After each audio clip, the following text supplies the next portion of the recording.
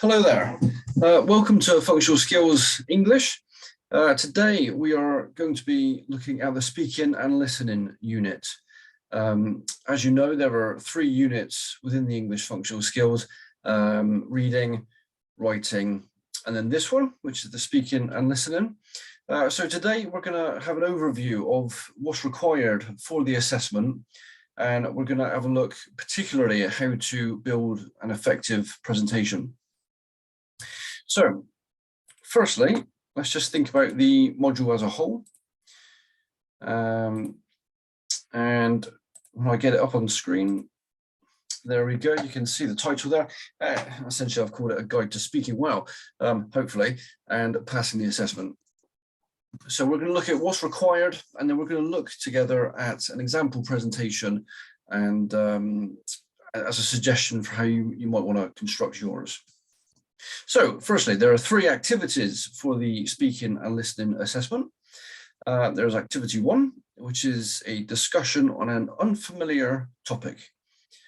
Then there's activity 2, which is the presentation. And finally, activity 3, which is the discussion in response to another presentation.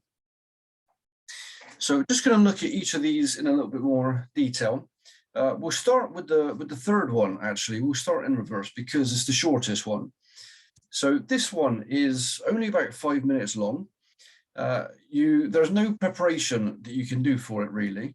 And essentially what you do is you'll turn up on the day and I'll play you a short video, or your assessor may play you a short video, and you'll just be asked to comment on it, really. So identify the key point or points that the presenter is making, share your views on those points. Do you agree? Do you disagree? Do you think he's made a good point? And then find out as well what other people in your group think. So ask them questions and so forth, just to elicit their point of view. It's only about 5 minutes long, so it doesn't have to be a massive discussion. The point of this activity is that it's essentially something of a mop-up activity. This assessment was brought in only 2 years ago in the reform qualifications, and it's basically if in the other 2 parts of the assessment you've had a bit of a panic on the day and you've forgotten to ask questions or something like that, then your assessor can just give you a little bit of feedback before this assessment starts, and say, hey, Joe, just make sure that you ask a few more questions in this part of the assessment now. So that's all it is, really. No preparation, as I say. Just turn up, follow the argument, share your views, and ask a few questions of the others in your group. The next assessment we're going to look at, or the next activity, really, is the first one. It's activity 1, and that is the discussion on an unfamiliar topic. The reason it's called an unfamiliar topic is because the topic will be set in advance by your assessors, but they will not be allowed to share that topic with you until 1 week before the assessment date. The length of time that this assessment will take is 10 minutes. And essentially what you'll do is you'll have a conversation with the other people in your group about this particular topic. So it'd be a good idea in the week before you do the assessment to research a little bit, to have a look online, have a look elsewhere if you like, and find out some facts and figures about this particular topic. Find out if there's been any research done into it, any points and things that people should really know about, if there have been any laws made, and so on and so forth. So it'd probably be best to use at least 3 different sources of information, and you can make notes on these. You can even bring them along to the assessment. But the essential thing about this discussion is that it does take the form of a discussion.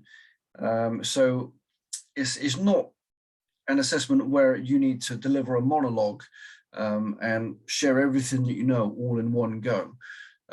It's more a case of share a little bit of what you found out and then ask somebody else what they think of what you've just said, or perhaps ask them their opinion on the topic. So all the time you're sort of checking in with the other people in your group and sort of just checking, are they with you? Do they understand? If they had a chance to share their views. So even though it's probably going to be done on Zoom, try and make eye contact if possible with the others in your group, and try and think of yourself as much of a facilitator as much as anything else. So you're there to help other people speak in the similar way. They'll be there to help you speak. And if you think about it in terms of the fact that it's 10 minutes long, then if there's, let's say, 4 of you in the group, you're only going to be speaking for about 2.5 minutes each. So really there's not a lot of pressure on you to speak for any great length of time at any given point. You know, you can speak for 15-20 seconds and then stop and ask somebody else to comment. You can speak for 5, you know, you might want to come in after somebody has spoken and say, oh, that was interesting, and just give a little comment like that, you know, like you would do in a discussion. The aim really is just try and be natural, really. Hopefully from the research that you've done, you'll have, you know, a few things to talk about, and you just have the confidence just to let it flow like an ordinary discussion. So that's the thing there. Be prepared to share, but also make sure that you do ask questions. Make sure that everybody in the group has a chance to speak. And it might be a good idea just to try and ask at least one question of every person that you've got there in the group with you, so that you know full well you're going to ask sort of 2 or 3 questions as a minimum. And that's the discussion. So that's the 2 discussion topics that we've looked at there, the 2 discussion activities. We've looked at the short one, this the end, the sort of mop-up one that you can't really prepare for on the day, just turn up and watch the video, have a discussion. And then we've looked at this one now, where you do get the chance to do a little bit of research on for a week beforehand. So that's activities 1 and 3. We're now going to turn our attention to activity 2. And this is the one where people tend to have a bit more nerves about this one. Certainly if you're not used to public speaking very much, then it can be a bit nervous. But as we go through, I hope that the points and tips that we look at are going to encourage you that it's going to be an okay experience for you. So assessment 2, it's a presentation. It needs to be 10 minutes long. And you will need to use PowerPoint or other presentation software that you might have. The topic can be about absolutely anything that you want it to be. It can be on your favorite place, your favorite hobby. It could be on your favorite actor or musician. It could be on something like coral reefs or a sort of global issue. It could be on politics, it could be on football, it could be on absolutely anything. Yeah, recent examples that we've seen include, as I say, the coral reefs. We had one on the topic of Italy recently. We've had another presentation on Great Ormond Street, seen presentations on the Sahara, on Weymouth, on darts, on fishing, you name it. You can pick pretty much anything that you like. And it's a good idea, really, if you pick something that you're interested in, partly because your passion will just show through a little bit more, and partly because if anybody asks you any questions, then hopefully you might have a bit more information that's readily available that you can answer with, hopefully. Once you've chosen your topic, what you need to then do is break it down into 3 or 4 areas, and then talk about each of those for a short time. It just makes it easier to organize the presentation, helps you to keep a flow, and helps it to keep moving at the same time. You will need to carry out research into your topic. Your audience will be interested to know facts and figures, things of relevance for that topic, and then also make sure that you've got an opinion piece towards the end of your presentation. It very well may be that your opinion comes through clearly anyway, but it's very useful to have an opinion piece at the end so that you can sort of, again, talk up the value of your chosen topic, whatsoever that may be. Okay, I think the best thing to do next is to show you an example of a presentation. So if you'll, let me just share this one here. Here's one I made earlier, as they say. So this one is on the topic of forklift trucks, and this is just an example presentation. The structure I'll show you as we move through is a very useful structure to have in place for a presentation such as this. It also works wonderfully well for longer presentations if you're ever delivering to a wider group of people, but it is perfect for, as I say, a presentation such as this. So what you want to do once you've chosen your topic is have your first slide with the title on. So forklift trucks in this particular case. And then you can put your name on there as well, if you like.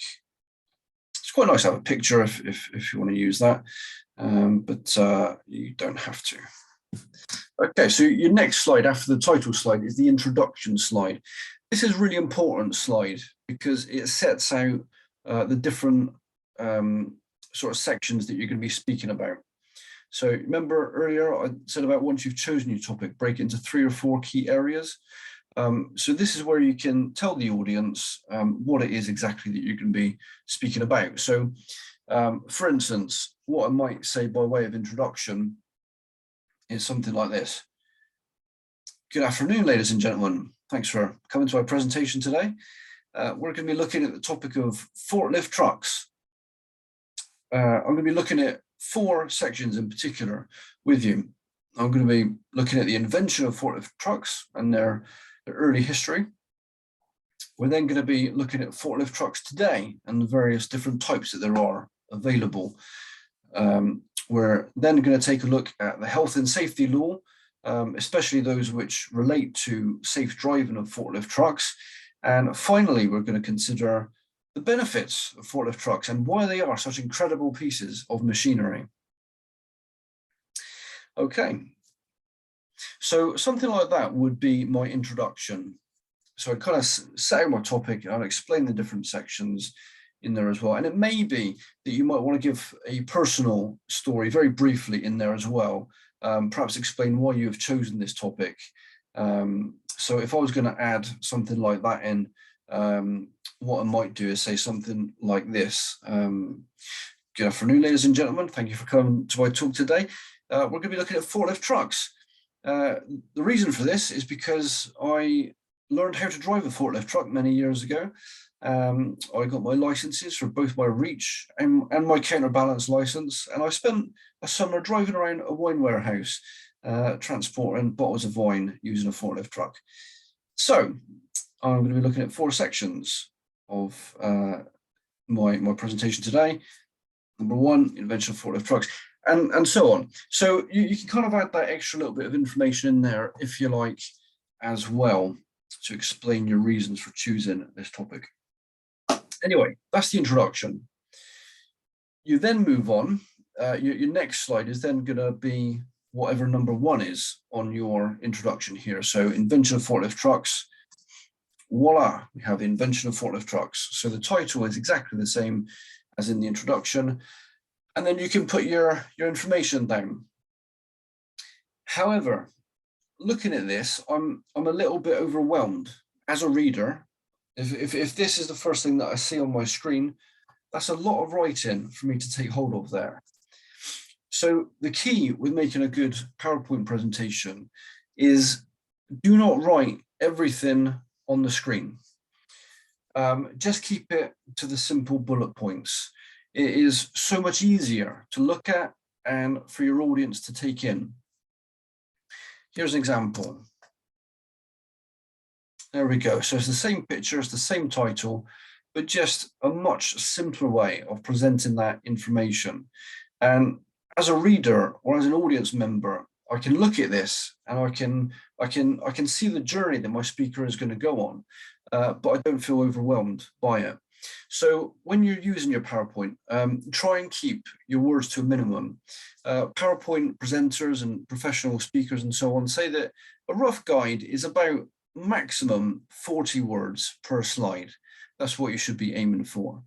Otherwise, you can end up with the classic death by PowerPoint symptoms going on, and we don't want that. So you can then talk through your first point, and then your next slide is going to match your second point, whatever that was on your introduction. Again, just nicely bullet pointed so the audience can see what you're going to be talking about. Third point, or again, your next slide is going to match the third point of your third section. And then we're going to look at the fourth section here with this slide. Now, again, this is the opinion slide. So here is a great place to talk about the benefits of whatever it is that you're talking about. Here, for example, I'll be talking about the benefits of forklift trucks. So they're there to save time, prevent injuries, and so on. So I'm talking it up. If you were to do a presentation on a place, for instance, then it might be a good idea to do 5 good reasons to visit this place, or 5 wonderful things about Weymouth, for instance. It may be that if you're talking about an actor or a musician, then you might want to list and describe 5 good reasons why they are the best film star to ever grace the screen, or why they are the best musician that has ever picked up an instrument, or whatever it is. So try and get your last sort of section here to be about that opinion, to try and persuade your audience of a certain view as well. Also, it's very good practice if you consider your topic and how is it going to relate to my audience? What can I leave with them? What am I trying to say to them? So on a very practical level, if I'm talking about the benefits of forklift trucks, for instance, there's not a lot of point me trying to describe to my audience how to drive them safely, or how to what things to look for if you're purchasing a new one, because most of my audience aren't going to probably ever buy a forklift truck, or probably not even going to learn to drive one. So the thing that I would want to communicate in this presentation is just simply how amazing they are, in my view, of course. And I would want to leave my audience with that impression of how wonderful forklift trucks are. So I'm going to be talking about the benefits here. But if you're talking about a place, for instance, then you might want to actually try and persuade your audience to go and visit that place. 5 reasons why it is wonderful Weymouth. What can your audience do whilst they're there? I was certainly inspired by a presentation to Weymouth some years ago, and I ended up cycling down there one time and sort of looking up this chip shop that the person had described so well. So think about how to relate it to your audience. If you're doing something like a talk on coral reefs, then again, consider, what do I want to say to the audience? And the person who was speaking on this was able to talk about how we can make little changes in our daily practices of recycling and being a bit more carbon conscious, minimizing our pollution. And he was able to link that to coral reefs and to show how the average person living in Britain, in Essex, in Kent, wherever, can actually, without necessarily realizing it, make a difference to the coral reefs on the other side of the world, simply by day-to-day changes in our recycling and consumption habits.